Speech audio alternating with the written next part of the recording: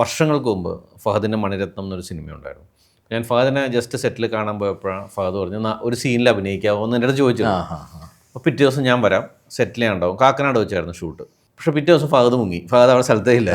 പക്ഷെ ഞാൻ എന്തായാലും അഭിനയിക്കാൻ ചെന്നേക്കാണല്ലോ, അപ്പം നാളെ നടനാവും എന്നൊക്കെ വലിയ ചിന്തയാണ്. അപ്പോൾ അവർ ആദ്യം തന്നൊരു ഫുൾ സ്കാപ്പ് പേപ്പർ നിറയുള്ള സ്ക്രിപ്റ്റാണ്. അപ്പോൾ ADs വന്ന് നമ്മളെ റിഹേഴ്സ് ചെയ്യിക്കുന്നുണ്ട്. അപ്പോൾ ആ സമയത്തൊക്കെ ഭയങ്കരമായിട്ട് പറയുന്നു, ചെയ്യുന്നു, കേൾക്കുന്നു. പിന്നെ ഫ്രെയിം വെച്ചപ്പോൾ ഇങ്ങനെ ഒരു കസേരയിലിരിക്കുകയാണ്, ഒരു ലെൻസ് വെച്ചിട്ടുണ്ട്, ഒരു 10-20 പേരും ചുറ്റും നോക്കുന്നുണ്ട് നമ്മൾ തന്നെ. അത് കണ്ടപ്പോൾ ഞാൻ ഈ സ്ക്രിപ്റ്റ് മറന്നുപോയി.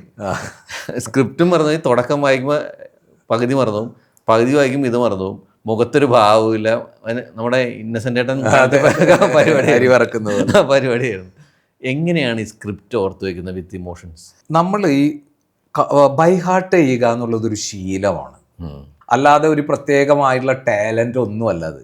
അത് നമ്മൾ ബ്രെയിനിന് നിരന്തരം കൊടുത്തുകൊണ്ടിരിക്കുന്ന ഒരു ശീലമായിട്ട് മാറ്റുക എന്നുള്ളതാണ് ബൈ ഹാർട്ട് ചെയ്യാനായിട്ട് ചെയ്യേണ്ടത്. പല ടെക്നിക്സ്, ഗെയിംസ് എന്നൊക്കെ പറയും. പക്ഷേ ലാബിൽ റെഗുലർ ബാച്ചിൽ വരുന്ന ആദ്യത്തെ ഒരു ആഴ്ച ഇപ്പോൾ ഞാൻ ചില സംസ്കൃത ശ്ലോകങ്ങളൊക്കെയാണ് കൊടുക്കുക. ഒട്ടും അർത്ഥം മനസ്സിലാവാത്ത ചില ശ്ലോകങ്ങളൊക്കെ, ചിലപ്പോൾ അറബിക്കയിലുള്ള ചില സാധനങ്ങളൊക്കെ കൊടുക്കും. അപ്പോൾ ഇതൊക്കെ കൊടുക്കുമ്പോൾ ഒരു വാക്കുപോലും ഓർമ്മ വെക്കാൻ പറ്റാത്ത ആളുകൾ പിന്നെ പതിയെ ഈ യഥാർത്ഥത്തിൽ ഈ സ്ക്രിപ്റ്റ് ഒക്കെ കിട്ടുമ്പോൾ ഒരു വാചകം പഠിക്കാൻ പറ്റി. പക്ഷെ ഒരു 3 മാസം കഴിയുമ്പോഴേക്കും 2 മണിക്കൂർ സമയം ലൈവ് പെർഫോമൻസ് ആദ്യം മുതൽ അവസാനം വരെ കണ്ടിന്യൂസ്ലി ബൈ ഹാർട്ട് ചെയ്ത് പറയാവുന്ന രീതിയിലേക്ക് ഇതേ ആക്ടേഴ്സ് മാറിത്തീരാണ്. കേവലം 3 മാസത്തിനുള്ളിൽ ആ മാറ്റം ഉണ്ടായിത്തീരുവാണ്.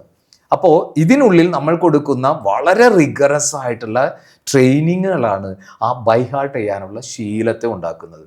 ബൈ ഹാർട്ട് ചെയ്യാൻ കഴിഞ്ഞാൽ മാത്രമേ കൃത്യമായ ഇമോഷനിലേക്ക് നമുക്ക് എത്താൻ കഴിയുള്ളൂ. അല്ലെങ്കിൽ ഒരു ഭാഗം മിക്കവാറും ആക്ടേഴ്സ് സ്ട്രഗിൾ ചെയ്യുന്ന ഒരു പ്രശ്നം എന്ന് പറഞ്ഞാൽ ക്യാമറയുടെ മുന്നിൽ നിന്നിട്ട് ലൈൻസ് ഓർക്കുകയായിരിക്കും.